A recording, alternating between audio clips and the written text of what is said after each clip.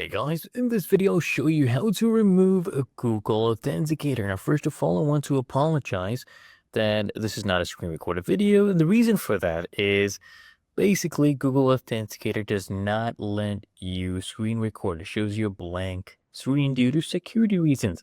But I'll show you how to remove the Google Authenticator. So what you do is you open up the Google Authenticator app and you find basically the account that you wish to delete. So let's say I want to delete this one. This is TikTok. Now, instead of going ahead and holding onto it or anything like that, that just copies it. And you can't even click on it to remove it. So what you need to do, this is the secret. You can easily come here and swipe left, and that reveals the delete icon. As you can see, it will go ahead and give you this pop-up whether or not you want to remove it. Okay, so I'll come here and just click on remove, and there we go. It has been deleted, and it's really that easy and simple.